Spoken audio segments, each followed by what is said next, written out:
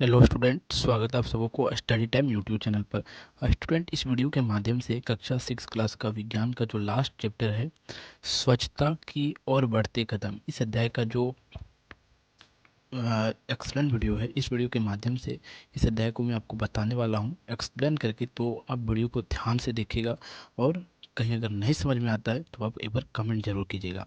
तो चलिए देखते हैं, हमारा ये लास्ट चैप्टर और 15वां चैप्टर है। इस अध्याय को भी आप इम्पोर्टेंट लेके समझिएगा। अब ठीक है, तो देखिए कहा जाता है स्वच्छता, समझिएगा, कहा जाता है स्वच्छता की ओर बढ़ते कदम, यानी कि हमारा जो कदम है एक और जो सो स्वच्छता की ओर बढ़ रहा है। स्वच्छता का अर्थ क्या होता है? साफ सुथरा, यानी कि हमारे जो आसपास के हमारे जो पर्यावरण है, हमारे घर के आसपास, वहाँ साफ रखना बहुत ही अनिवार्य होता है। तो उसके और हम लोग जो सो क्या हो रहे हैं, अग्रसरित हो रहे हैं, यानी कि उसी की ओर हम लोग अधिक बढ़ रहे हैं। यानी कि साफ सफाई रखने से जो सो हमें बीमारियां भी कम होता है। तो स्वच्छता की ओर बढ़ते कदम इस अध्याय का चैप्टर है।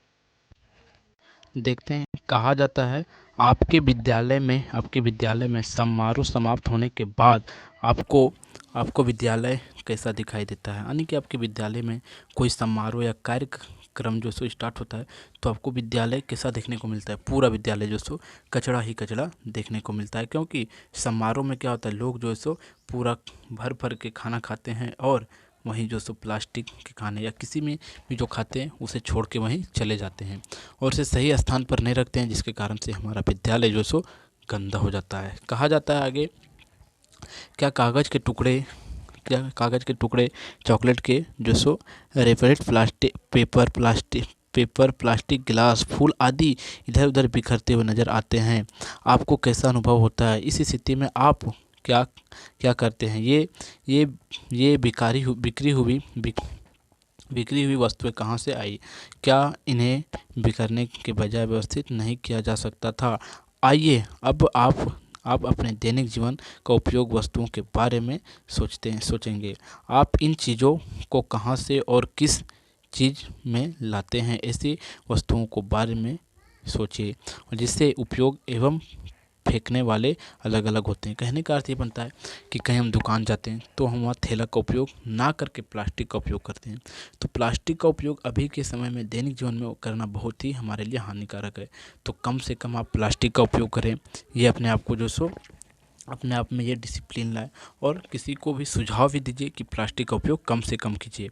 अब हम देखते हैं आगे, और इस प्रकार से आप देख सकते हैं कि जब आप शॉपिंग करने या हम जाते हैं तो पूरा प्लास्टिक का जो सो क्या करते हैं, वहाँ यूज करते हैं भर भर के, और प्लास्टिक का यहाँ भी यूज आपको दिखाई जा रहा है। ठीक है, और वीडियो में आगे बढ़ने से आपसे रिक्वेस्ट है कि हमारा प्रश्न उत्तर का जो वीडियो है, इस वीडियो के डिस्क्रिप्शन में दिया हुआ है।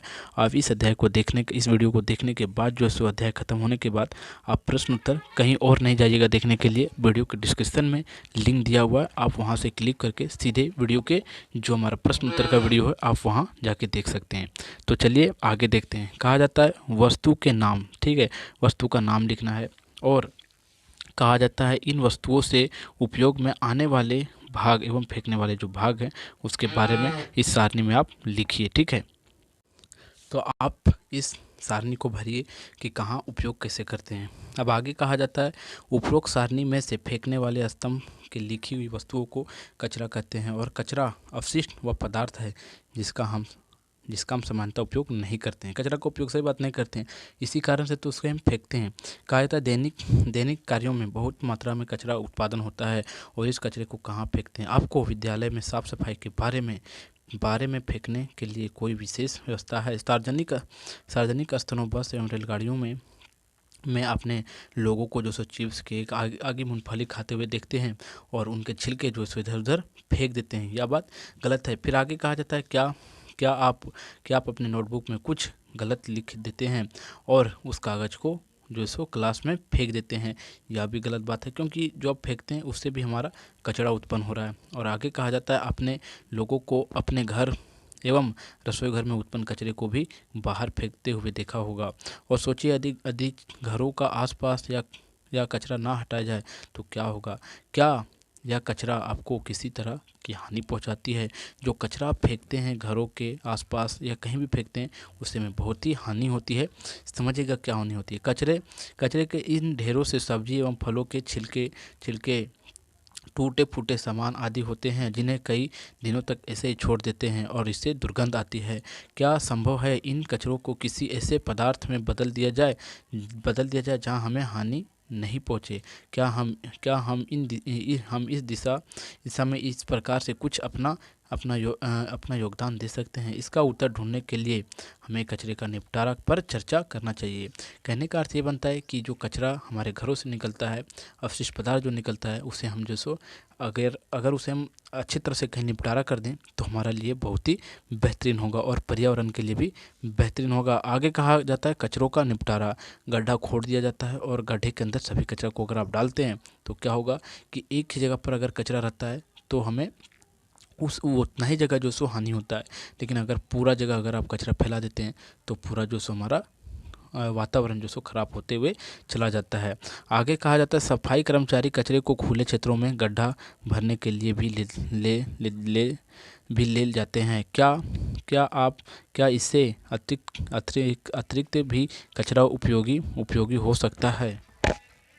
और आप देख सकते हैं कि किस प्रकार कूड़े कचरे को जो सो एक जगह ढेर करके जो सो इसे गड्ढे बनाकर उसे अंदर कर दिया जाता है मिट्टी के अंदर, और वह जो सो उपयोगी फिर हमें खाद के रूप में मिल जाता है। आगे कहा जाता है क्या इन कूड़े कचरे में कुछ ऐसा भी होता है जो वास्तव में कचरा होता ही नहीं है? एक क्रियाकलाप द्वारा इसे जानने का हम प्रयास करते हैं कि जो कचरा है वह कचरा होता नहीं है और वह कचरा जल्दी अपशिष्ट नहीं हो पाता है, जिसके कारण से हमारा मिट्टी हानिकारक हो जाते हैं और उस जगह पर हमें फसल उगाने पर फसल जो सो नहीं मिलता है। देखिए कहा जाता है अपने घर या विद्यालय में जो सो क्या कीजिए 4 मित्र मिलकर जो सो एक प्लास्टिक में कचरा डालकर जो सो उसे मिट्टी में गड़िए, और आप देखते हैं कि जो प्लास्टिक वाला मिट्टी होता है और आप दूसरा मित्र जो है सो एक ऐसे कचरे में डालिए तो प्लास्टिक वाला जो मिट्टी कचरा है वह जल्दी अपशिष्ट नहीं होता है, क्योंकि प्लास्टिक क्या होता है मिट्टी में डिकम्पोज नहीं होता है, वह अपशिष्ट नहीं होने देता है। लेकिन जो ऐसे ही डाला जाता है वह तुरंत ही जो सो अपशिष्ट होना लगता है और वह विघटित होकर जो सो खाद के रूप में बन जाता है। आप यहाँ इस तस्वीर में देख सकते हैं कि चारों मित्र जो सो अपने अपने क्रियाकलाप को करने में सक्षम हैं। फिर आगे कहा जाता है कि क्या जो बिना प्लास्टिक के थैली वाला कचरा था कुछ उसमें अलग तरह का परिवर्तन हुआ, और अगर कचरे में कोई दुर्गंध ना आया है तो यह दर्शाता है कि कचरे का विलग्न हो गया है। सही बात है। और इसे पुनः मिट्टी में ढक दीजिए और इस प्रकार 2-3 दिन के बाद अपने प्रेक्षण को जो सो फिर से देखिए। क्या देखते हैं कि पुनः विलगित एवं दुर्गंध नहीं है, आंशिक विलगित है और पूर्णतः विलगित एवं दुर्गंध युक्त है और कोई परिवर्तन नहीं है। और अपने प्रेक्षण को लिखिए यहाँ की 3 दिन 4 दिन के बाद या 2 सप्ताह 3 सप्ताह के बाद क्या होता है। और इस बात को ध्यान दीजिए। कहा जाता है राष्ट्रपिता महात्मा गांधी ने के इस कथन पर गौर कीजिए। किसी परिवार में सदस्य खुद के घर को साफ रखते हैं लेकिन पड़ोसी के घर के बारे में उन्हें कोई रुचि नहीं होता है। ये हमारे जो महान क्या बोल सकते हैं राष्ट्र के हमारे पिता थे, राष्ट्रपिता महात्मा गांधी जी, वो जो सो इन बातों को बताए हैं। और इन बातों को जब वो बताते हैं तो हमें इन बातों पर जो सो लेकर इन बातों को फॉलो करना चाहिए। क्योंकि कोई अगर बड़े बुजुर्ग बोलते हैं तो उसके बातों को उनके लाइन को हमें फॉलो करना चाहिए। ठीक है। आगे कहा जाता है अपने प्रेक्षण पर चर्चा कीजिए। अब जो कचरा पूर्णतः विलगित हो गया हो उसे कोई दुर्गंध नहीं आता है और उसे उस मिट्टी में मिला दिया जाता है, और जहां आप अपनी पसंद के पौधे उगाते हैं वहां पौधे के पोशाक में सहायता करता है। जो कचरा वहाँ पूरा तरह से डिकम्पोजिट हो जाता है। आगे कहता है आपने इस क्रियाकलाप से यह प्रेक्षण किया होगा कि कचरे की कुछ चीज़ें पुनः विलगित हो जाती है जिससे खाद बनती है एवं जिसका उपयोग पौधे के लिए किया जाता है। ठीक है।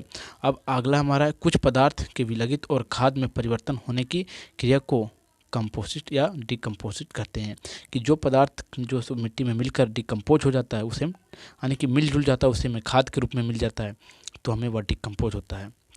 और आगे कहा जाता है आपने सड़क के किनारों सूखी पत्तियों के कचरे एवं ढेर को देखा होगा। ज़्यादातर लोग इसे जला देते हैं, जो सूखी पत्तियां होती है उसे जला देते हैं। और आप इस फिगर में तस्वीर में देख सकते हैं कि किस प्रकार से यहाँ लोग जो सो सूखी पत्तियों को और अन्य प्रकार के जो कचरे वो उसे जला दे रहे हैं। कहा जाता है आमतौर पर खेतों में सूखी पत्तियों, फसलें, फली, पौधे, अपशिष्ट को भी जला दिया जाता है। और क्या ऐसा करना उचित है? इन्हें जलाने से स्वच्छता के लिए हानिकारक गैस उत्पन्न होती है और हमें अपशिष्टों को उपयोग कंपोस्ट में परिवर्तन कर देती है। और अगर हम जब जलाते हैं इसे तो उससे कुछ हानिकारक गैसें उत्पन्न होती है जो हमारे लिए हानिकारक होती है, लेकिन तो पर भी जो सो मनुष्य उसे जला ही देता है, उससे वह हानि और फायदा नहीं देखता है। ठीक है, अब हमारा कहा जाता है विद्यालय में कचरे का निपटारा के लिए इस प्रकार के जो सो डस्टबिन लगाइए, और डस्टबिन लगाने के बाद उसी में हमें कचरा फेंकना चाहिए। अब हमारा आगे वर वर्मी पोस्टिंग, यानी कि आपके आसपास कुछ ऐसे जीव भी रहते हैं जिससे आप मित्रता कर उनकी उपयोग के लिए खाद बना सकते हैं। आइए यह पता लगाएं कि केचुआ की एक प्रजाति लाल कछुआ कंपोस्टिंग में कैसे उपयोगी होता है, और लाल केचुए की सहायता से कंपोस्ट बनाने की इस विधि को वर्मी कंपोस्ट कहते हैं। ठीक है, केचुए की विधि से जो कंपोस्ट बनाया जाता है उसे हम लोग, जैसे कोकोपीट बनाया जाता है, वह हमारा वर्मी कंपोस्ट से बनाया जाता है। और इस प्रकार जो लाल केचुआ होता है उससे हमारा कंपोस्ट बनाया जाता है। और ये मिट्टी जो बनता है केचुए से, या मिट्टी जो सो इतना लाभदायक होता है कि अगर आप फसल उगाते हैं तो तुरंत वह फसल जो सो अच्छा पैदावार हमें देता है। और इसे बनाने के लिए आप इस क्रियाकलाप को कर सकते हैं। ठीक है, और क्रियाकलाप करने के बाद आप समझ जाएंगे कि किस प्रकार इसे बनाया जाता है। अब अगला हमारा है, कहा जाता है नमक, अचार, तेल, सिरका, मांस एवं दूध के निर्माण अपशिष्ट पदार्थ भोजन के रूप में लाल केचुए को नहीं देना चाहिए। और इन वस्तुओं को गड्ढे में डालने में उनमें रोग के कारण जीवों का उत्पन्न होने लगता है। जो क्या क्या नमक कचरे में जो सो डाला जाता है तब। अब हम आगे देखिए क्या कहा जाता है। कहा जाता है लाल केचुए के दांत नहीं होते हैं, इनमें एक विशेष संरचना होती है जिसे हम गीडर कहते हैं, और यह भोजन को पीसने में इनकी सहायता करते हैं। और 3 से 4 हफ्ता के अंतराल पर अपने गड्ढे को सावधानीपूर्वक परीक्षण करके रहिए। आपको गड्ढे में मिट्टी जैसा पोल पदार्थ दिखाई देता है, और आपको वर्मी कंपोस्ट तैयार हो जाता है। और जो ये वर्मी कंपोस्ट है वे हमें केचुए से जो सो मिलकर केचुआ बना देता है। अब देखिए आगे कहा जाता है इस उत्तम वर्मी कंपोस्ट खाद को आप अपने गमले, बगीचे एवं खेतों में डाल सकते हैं। और इस तरह वर्मी कंपोस्ट खाद को आप कम खर्च में बना सकते हैं। और उपयोग किए गए क्रियाकलाप अपने देखा कि वस्तु मिट्टी में मिला खाद्य पदार्थ बनाने की मदद करती है, और जैव निम्नीकरण प्रक्रिया कहलाती है। और यह जो प्रक्रिया जो कहलाती है वह जैव निम्नीकरण प्रक्रिया कहलाती है।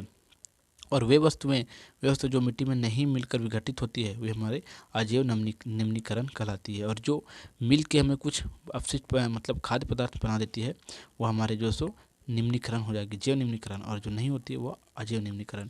अब वर्मी कंपोस्ट से लाभ देखिए। वर्मी कंपोस्ट से जमीन की उर्वरता शक्ति बढ़ती है, भूमि की जल धारा या जल संचरण क्षमता वृद्धि होती है, और पौधे को रोग रोधी क्षमता को वृद्धि करती है। और यह मिट्टी को नर्म रख हवा युक्त बनाती है, और इसके द्वारा प्राप्त खाद का प्रयोग फल फूल एवं सब्जियों में उत्पादन किया जाता है। ठीक है, जो हमारा वर्मी कंपोस्ट होता है उससे और हर दिन इस प्रकार से हमारा होता है। और कहा जाता है घर का कचरा एकत्र करने के लिए 5 से 10 लीटर की कोई बाल्टी लीजिए, और कितने दिन में बाल्टी पूरी भर जाती है इसे नोट कीजिए। ठीक है, जो कचरा के लिए आप लेते हैं, और इससे आप अनुमान लगा सकते हैं कि हम कितने कचरा जो सो अपने घरों से क्या करते हैं, उत्सर्जित करते हैं या निकालते हैं। कहा जाता है इस प्रकार अगर आप अपने घर के सदस्यों की संख्या जानते हैं तो आप अपने गांव, नगर और इस प्रकार से अनुमान लगा सकते हैं। और अगला हमारा कबाड़ से जुगाड़। ठीक है, कहा जाता है बिट्टू ने विद्यालय में बाल संग्राम की चर्चा हो रही थी, तो हस्तकला प्रदर्शन के लिए उन्होंने साथी हाथ बढ़ाकर चलकर हिस्सा लेने के लिए बहुत उत्सुकता थे, और उसे प्रदर्शन में भाग में लेने की बहुत ही इच्छा थी। परंतु अपने घर की आर्थिक स्थिति को जानते हुए भी निराश अपनी कक्षा में चुपचाप बैठा था। और उसी समय शिक्षक ने बिट्टू के उसके निराश होने का कारण जाना और जानना चाहा, तो बिट्टू ने अपनी समस्या बताई। शिक्षक ने समाधान करते हुए कहा कि किसी शिक्षक के समाधान करते हुए कहा, कार्य के लिए पौधे को ज़्यादा संरचनात्मक सोचना की आवश्यकता होती है। और शिक्षक ने अपने आसपास के अपशिष्ट पदार्थों को कुछ हस्तकर्म और रद्दी कपड़ा का उपयोग करके बुनाई करने लगा, और इस प्रकार से समस्या को जो सो समाधान कर देते हैं शिक्षक। अब आगे कहा जाता है, समझिएगा, आगे जो सो थोड़ा सा चैप्टर या बड़ा है, इस चैप्टर को थोड़ा सा आप अपने से जो सो पढ़ने का प्रयास कीजिएगा। ठीक है, तो इस चैप्टर में, इस वीडियो में मैं इतना ही बताता हूँ।